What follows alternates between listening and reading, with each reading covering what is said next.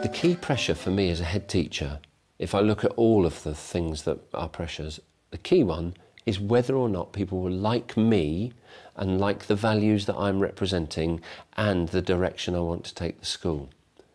That is a pressure because it's very isolating to feel that you've got a set of beliefs that you're trying to promote in school and you're trying to tell people where to go or what to do or how to do it. Dispersed or distributed leadership takes the pressure away from me because if I am able to share a belief with a wider group, I don't have to worry anymore about whether they like me and my set of values because I've overcome that hurdle by sharing the beliefs and values, thrashing them out and discussing them, so we are working in a much more united way. Not just the words on that sheet.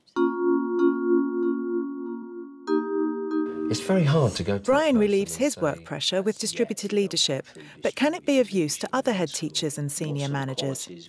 At a head teachers networking meeting, he discusses how it can be made to work and some potential pitfalls to look out for. Have a lot of the pressure taken off you. It's impossible as a head to say you can lead and know everything. And I've said to my staff, everyone in the school can lead and manage areas of school life better than me. But how far can you go down the route of saying, well, you can do this better than I can within the school, you can do this better than I can within the school. You've got to be a very confident person to turn around and say, well, that's okay, I can live with that, I can go home at night and feel comfortable with that. Or you go home at night thinking, as you might begin to say, I'm redundant. Yeah, exactly. As a head, and you don't want to be redundant, but you do want to have a lot of the pressure taken off you. My role is almost like an accountability role. I take what they're doing and discuss with them and put it up against what the vision, if you want to call it that, for the school is. So what you're saying basically then is you've got to have a clear grasp of the vision. Yeah. I think one of the qualities that you obviously need in distributed leadership is to be a good delegator. And I think over the years that's one thing that I personally have found it very difficult to do. Delegating to certain members of staff knowing that it may not go the way you want it to. And it's a risk that you've got to be able to take, and you've got to be brave enough to take that risk and just pass it on. And I'm not sure that all heads have actually got that within them naturally, and it's something I think we need to work at. The leadership and management structure in this school was very traditional when it first started. We had a head teacher and some teachers with limited responsibility, and it was very much a traditional pyramid shape. Latterly, I decided to flatten that pyramid shape and disperse or distribute the leadership across a wider group of people on the basis that if we do that, we all have areas of expertise that we can be much more successful in than each other. It's a great relief and release as a head teacher to go to somebody and say to them, you tell me, you advise me on this. Although as the head, you're always still in charge of that decision making ultimately. Oh, that's She's good. Absolutely excellent. That's good. Initially, the structure change from a traditional mould was in terms of spheres of influence. So we had an admin sort of sphere that cut into everything, the leadership sphere in terms of management and organisation of the school and the curriculum, and then the pure teaching and learning sphere. And all three of those cut into each other because they all mutually support each other. You can't lead the curriculum if you don't organise the structure of the school and have admin to back it up. So each person operating in those circles had to interface with each other. Since then, we've progressed further and introduced wider leadership groups and individuals. The structure at the moment is a head teacher, 2 assistant heads, a senior administrator who's part of the leadership team and meets with us regularly. We have the special needs coordinator who is a senior teacher, she's part of that team.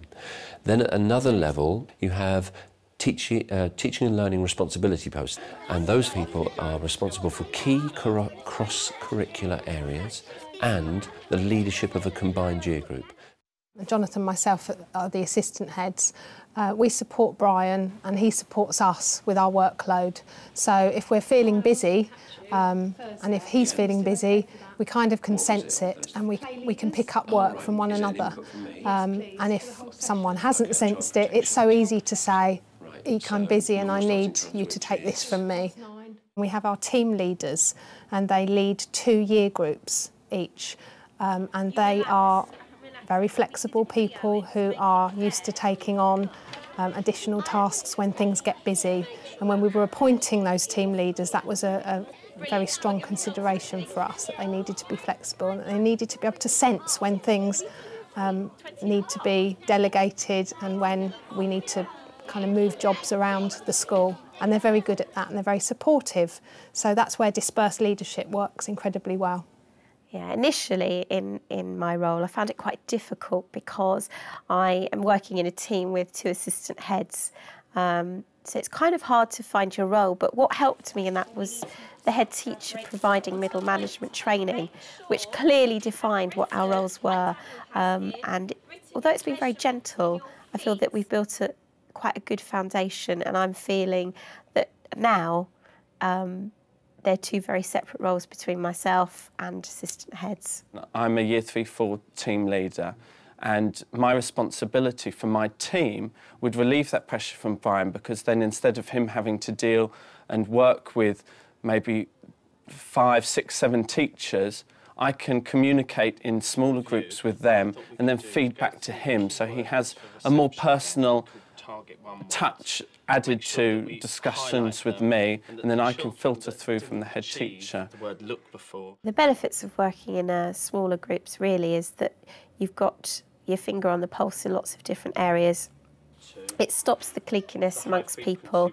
There's always someone in there very quickly to sort out the problem, get back to the head, and less negativity and more positivity. Communication in this structure can be a pressure upon the head. This is not only to keep tabs on who's talking to who about what, you need to know who's working on what project, how they're doing it. And have you got a supply teacher now for whole day? I've got some TLR stuff I can do. So the people in the school generally, but the leadership team specifically, know they can come to me at any time and say, have you got a minute, I need to talk to you about so-and-so and so-and-so. You have to have many more conversations and communication has to be excellent. But a way that you can get around that is by being much more rigorous, much more focused in your meetings, because when you do have the chance to get together, you have to say everything. Although I've talked about a flattened or a squashed pyramid, the structure does need to be flexible because different demands arise at different times. An example would be at this point in the summer term, early in the summer term, we need to make decisions about which teachers are going to be where and which teaching assistants are going to be with them. Now, I can make that decision alongside the colleagues in the leadership role in a dispersed or distributed way much more easily, with a feeling that people are invested in it because they've been part of it, rather than just announcing late in the term to all the teachers, this is where you will be. You can't do that across the board. You cannot consult everyone, but you have to consult a wide enough group to develop a feeling of security and a core security within the school, so that any challenge that comes can be explained in a rational and fair way by a group, rather than just saying, I'm the head, it's my decision. There are times when an authoritarian method is the right choice. There are times when you have to say, this is where we want to go, and this is the way we're going to do it. Not everybody may want the decision you make or agree with the decision you make, but sometimes you must do it. So it is a pressure to be authoritarian. You have to handle it afterwards, after you've made decisions. You have to go to places where perhaps you least want to be and work alongside those colleagues who have perhaps not agreed with your decision, but you have to do it if you want the school to carry on in the direction you want it to go. Empowering people can have significant implications if, by empowering them, their understanding of protocols and the correct way to treat each other and behave is blurred. If in making a decision about the structuring of staff in school or practical arrangements in school, if somebody were to disagree with that, then on occasions, the empowering approach in school or the distributed leadership approach may mean that they voice an opinion which is not acceptable in certain circumstances or in large groups. So it's wise, really, in your attempts to distribute leadership, empower as many people in school to feel secure with the knowledge that ultimately you can take it back to a more formal approach, a more authoritarian approach. That is your security. If you aren't careful in establishing core values, shared beliefs, and ensuring that the people you want to work as part of your team are really taking those ideas on board, and if you don't provide them with a reasonable structure through which they can communicate and make things happen, then what I think you run the risk of ending up with is people who have listened to an idea but not really taken it on board and don't understand it inside.